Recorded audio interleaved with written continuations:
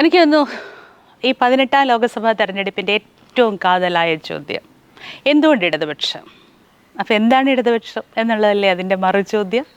തീർച്ചയായിട്ടും അതാണ്. ഇടതുപക്ഷം വ്യക്തമായ ഒരു പക്ഷമാണ്, മനുഷ്യപക്ഷമാണ്. ഇടതുപക്ഷം അധികാരത്തിലുള്ളത് വളരെ ചുരുക്കം സ്ഥലങ്ങളിലാണ്. പക്ഷേ ഇടതുപക്ഷം അധികാരത്തിലുള്ളിടത്ത് അത് കൃത്യമായ അധികാരമാണ്, കൃത്യമായ നിലപാടാണ്. അത് ഒരാളുടെ അധികാരമല്ല, ഒരു വ്യക്തിയുടെ അധികാരമല്ല, ഏതാനും MLA-മാരുടെയോ MP-മാരുടെയോ മന്ത്രിമാരുടെ അധികാരമല്ല.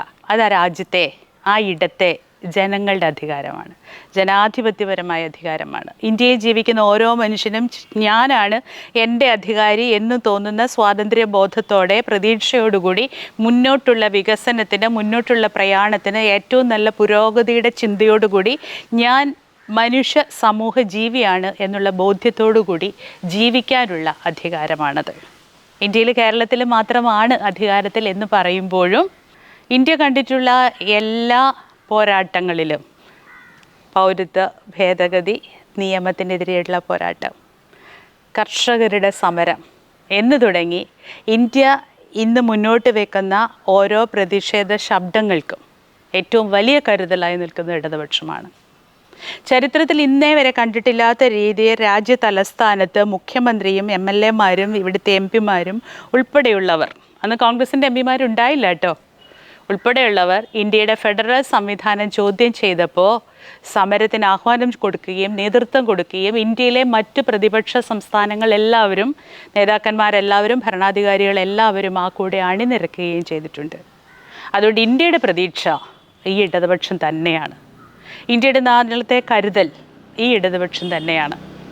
ഐക്യ കേരള നിർമ്മിതിക്ക് ശേഷം ഇന്ന് നിൽക്കുന്ന കേരളം ലോക വികസന ഭൂമികയിൽ അടുത്ത 25 വർഷം കൊണ്ട് ഏറ്റവും വലിയ വൈജ്ഞാനിക വികസിത ഇടമായി കേരളം നിൽക്കുമെന്ന് ഓരോ കേരളീയനും അഭിമാനത്തോടെ പറയുന്നുണ്ടെങ്കിൽ ആ കേരളത്തെ ആ കേരളമാക്കി മാറ്റിയത് ഇന്ന് വരെ ഈ കേരളം ഭരിച്ചിട്ടുള്ള ഇടതുപക്ഷ ജനാധിപത്യ മുന്നണിയുടെ സർക്കാരുകൾ തന്നെയാണ്. കുടുംബശ്രീ, തൊഴിലുറപ്പ് ഉൾപ്പെടെയുള്ള കാര്യങ്ങളിൽ കേരളം എടുക്കുന്ന നിലപാട്, സർക്കാർ എടുക്കുന്ന നിലപാട്, യുവാക്കൾക്ക് വേണ്ടിയുള്ള പുതിയ തൊഴിലിടങ്ങളുടെ അവസരങ്ങൾ നിർണ്ണയിക്കുന്നതിൽ കേരള ഗവൺമെൻറ്റിൻ്റെ അല്ലെങ്കിൽ ഇടതുപക്ഷ ജനാധിപത്യ മുന്നണിയുടെ സർക്കാരിൻ്റെ കരുതൽ, നല്ല ആധുനിക സൗകര്യങ്ങളോടുള്ള പൊതുവിദ്യാലയങ്ങൾ എന്ന് വേണ്ട കേരളത്തിൻ്റെ എല്ലാ വികസനങ്ങളും ഇന്ന് നിൽക്കുന്ന ഇന്ത്യ ഗവൺമെൻറ്റിൻ്റെ വികസന സൂചികകളിൽ ഓരോന്നിലും ഒന്നാമതെന്ന് ഓരോ സമയത്തും കേരളത്തെപ്പറ്റി പറയുന്നുണ്ടെങ്കിൽ അത് ഇടതുപക്ഷത്തിൻ്റെ മികവ് തന്നെയാണ്, ഇടതുപക്ഷത്തിൻ്റെ കരുതൽ തന്നെയാണ്, ഇടതുപക്ഷത്തിൻ്റെ ഏറ്റവും വലിയ മനുഷ്യപക്ഷ കാഴ്ചപ്പാടാണ്. അതുകൊണ്ട് ഈ 18ാം പൊതു തെരഞ്ഞെടുപ്പിലും ഇടതുപക്ഷത്തിൻ്റെ 20 സ്ഥാനാർത്ഥികളും കേരളത്തിൽ ഇന്ത്യയുടെ പൊതുവായ മാനുഷിക വികസനത്തിനുള്ള സാരഥികളായി വിജയിച്ചു പോവുക തന്നെ ചെയ്യും എന്ന് നമ്മൾ ഉറപ്പിക്കുന്നിടത്ത് ഇടനെഞ്ച് ചേർത്ത് ഇന്ത്യക്ക് കാവലായി നമ്മൾ ഇടതുപക്ഷത്തോടൊപ്പം.